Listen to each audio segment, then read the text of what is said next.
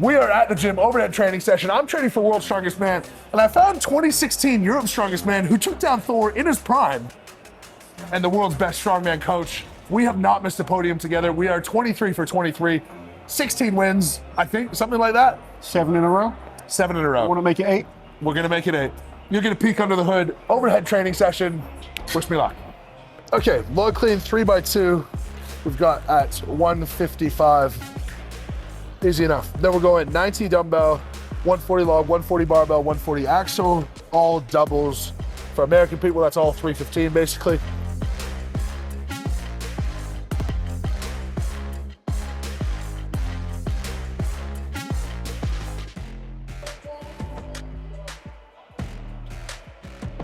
It's looking a lot better.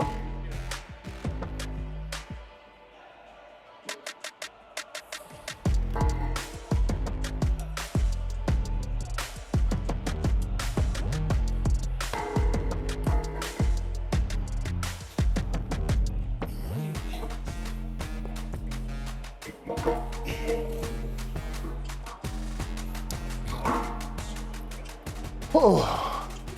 What do you think hardest part of coaching me is? 2 things are hard. One is keeping you fit and healthy. There's always a concern that because you're so strong, I feel a lot of responsibility. Like if Mitch Hooper gets hurt, people will be looking at me. That's true, actually, yeah. Keeping you fit and healthy is something that, Which is good. it's a balancing act of keeping you safe, getting you to the competition fit, but also because you're such a talented athlete, it's exciting to see what we are capable of. And sometimes you have to take a risk at certain points to see what the human body can do. Yeah. Just getting that balancing act of, all right, we want to get the absolute best out of you without risking injury. That's the hardest thing. And I'd say you can say that about everyone, but when there's so many eyes on you in particular, as you're like the number one in the world, it adds that pressure. Yeah, of course. You know, if someone no one's heard of gets an injury, no one will say anything. Something I've never actually asked you because I don't care per se, as in it won't change my behavior. Cue up some of the off-program things that I do.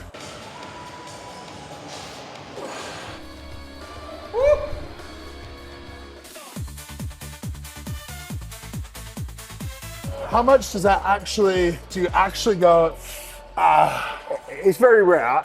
One thing with me is I have to understand the person first and foremost. And I would never stop you being you. I know we wouldn't work if I stopped you being you. So I understand that you enjoy doing all that stuff. I enjoy doing stupid shit sometimes. Yeah. It's fun. And I do think training should be fun. No matter what level you're at, you should be having fun in the gym. And I know you will get the work done. And I just hope that you won't do anything too stupid. what is the thing you've watched that you go, that's the stupidest? What's the worst? You and Luke doing some 2-man stuff. That was pretty up there, just because it just takes one person to suddenly have something happen to them and throw the weight off completely to the other person. But I've squatted 500 kilos. Sure, that's squatting 500 kilos from the side is different to squatting 500 kilos from the middle. Or what's squatting 250 kilos from the side. Yeah. There's nothing I've seen that I'm like, I get tagged in your stuff all the time. Oh, as Loz said, you can do this stuff. I'm not your dad. I'm not going to ever stop you doing stuff that you want to do. But I always expect you to get on with the training. And for the most part, like we said, we're on the way here. Training plan is a plan. It's not, he must do this. There's always going to be wiggle room to push harder or hold back if things aren't feeling right. So nothing is kind of set in stone. We talk when things are feeling good. And these 3 weeks are going to be fun because, you know, when I'm coaching people in the gym, I change things all the time. Yeah. And I've got that visual now of seeing how easy things can move. We can change something instantly. And obviously we want to go to Worlds in the absolute best shape we can and have that confidence. So if we feel we're looking good, we're going to push. If it's been a tough day and we need to pull back a little bit, we might pull back. But nothing is ever 100% set in stone. We looked at the program in the same way. And I said this to Lars, and he's like, sort of like, yep. It was like, Worlds program came across. And my initial feeling was,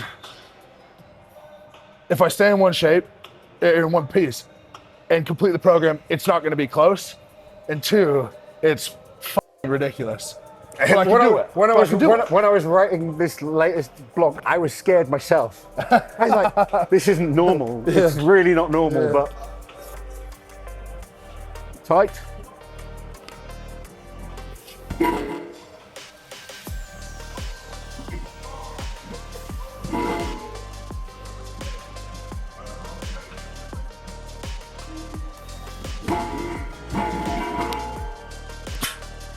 That's 265 or 120 kilos for those keeping track at home.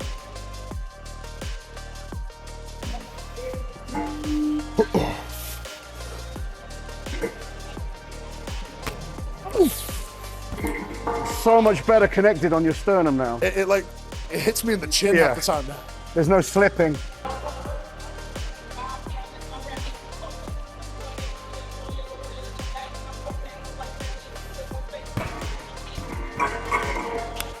What did we say, 155? This is, That's 135. 155 is on the program, Yeah, that was 145. That's 145, yeah. 5, yeah. Happy Masters Week to everyone watching. This might come out post-Masters, but it is on right now. Best week of the year. Masters Week. It's so special and so pretty. If anyone watching this video has a connection to Augusta, I will forego World's Strongest Man to go play golf with Augusta. I don't care, anytime.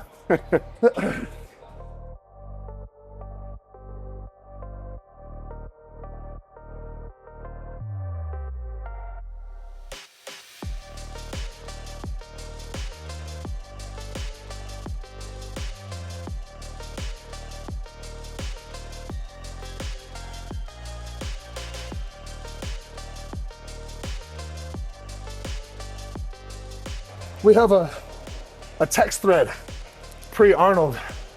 We'll pop it in here. When I was trying to clean a 190 log, could not. I failed it probably 10 times. My bicep was a part of it, but not the whole part. How's the bicep feeling now? Fine. Because you shouldn't need that much bicep in terms of the log. But it depends how I was doing it. Yeah.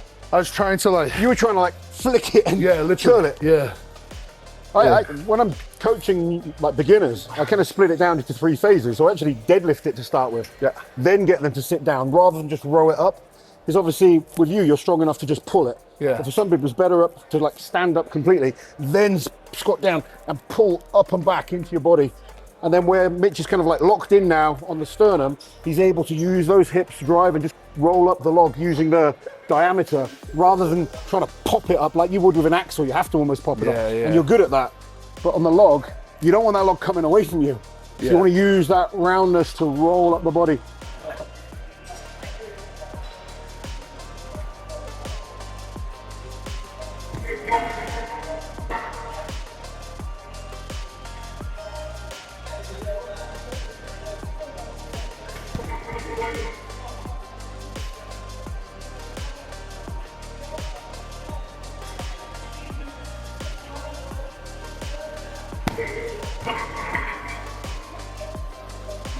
Do we have any clips?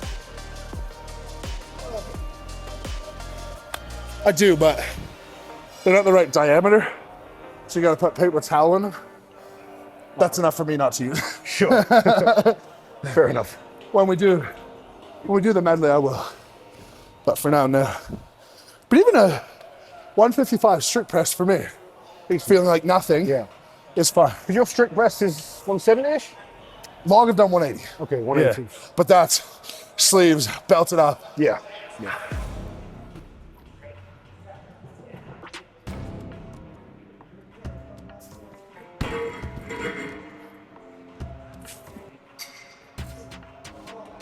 Nice.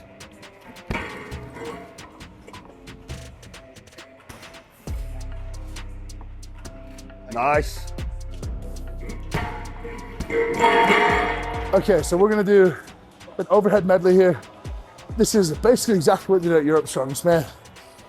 It's gonna be a double on the dumbbell at 90 kilos, a double on the barbell clean and press at 140, a double on the axle at 140, and a double on the log at 140.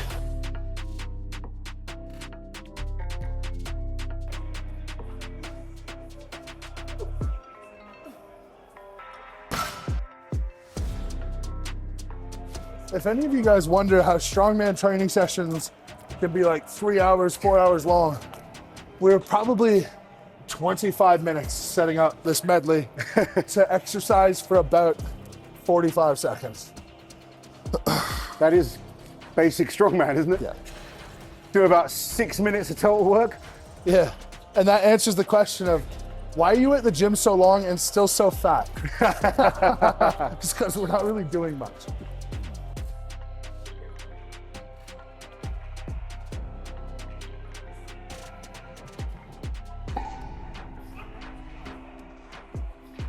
Good.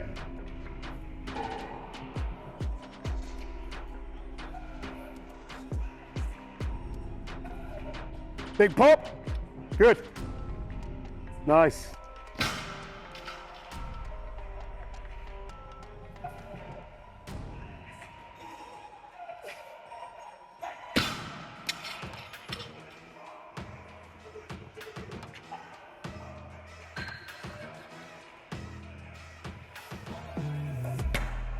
Tidy up that press on this second one. Use your legs.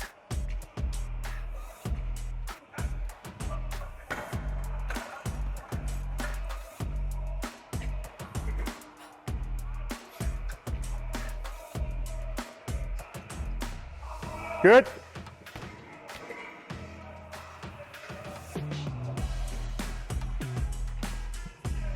Nice. How physically taxing is it cardio-wise for you? Probably could have done 5 on the lug. So not feeling good. Okay. It's not bad. Use your leg drive, like an explosive push press. But when you get to there, rather than just trying to press it, deep breath, boom, because that pop will press it so much quicker Sure. than the time you're taking to slowly press it out. Sure.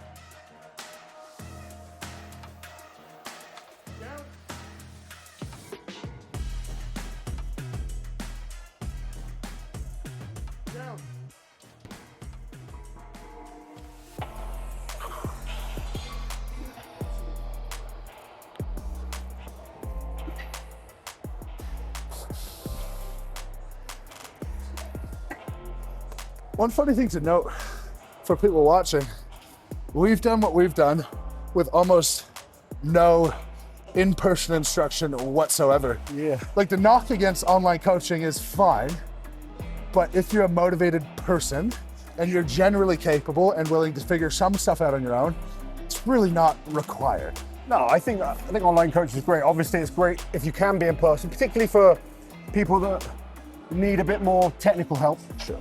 But for the most part, if you're willing to listen, look at videos, adjust things, you can do very well with online coaching. So, you know, I think obviously you know how to train before you kind of started strongman. Yeah. But it's been working well so far. Funny, my total in-person strongman coaching lasted for maybe the first 3 months that I was in strongman and just like generally learning how to do things. And of that 3 months, I was not even living in the same city as my coach. We were both in Australia, but I was about 45 minutes away. So I probably had 15 total in-person strongman training sessions before I won World's Strongest Man. I think that's pretty crazy. Well, it's pretty crazy, but it's also a testament to like, you don't need your hand held. Sure. Like that's up to you.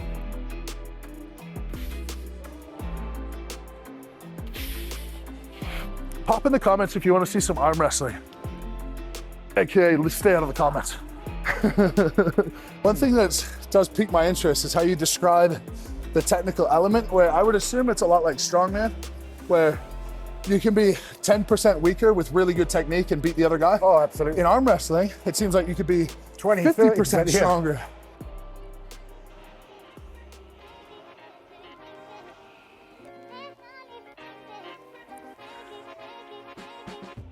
Come on. Make it burn.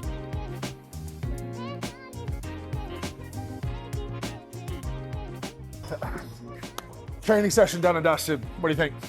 Good start, really good start. I mean, you know, we got better with each run. Each clean will get better. Conditioning was really good. You said, like, right at the end, you could have done 5 reps on the log. I think so. That's a great position to be in after doing those other implements. Yeah, yeah. Well, time will tell. But this is session 1 together. We're together for 3 weeks, so you see a little bit more. Let us know in the comments what you want to see. As per usual, lift heavy, be kind, pop down some predictions. World's Strongest Man number 2. Let's see.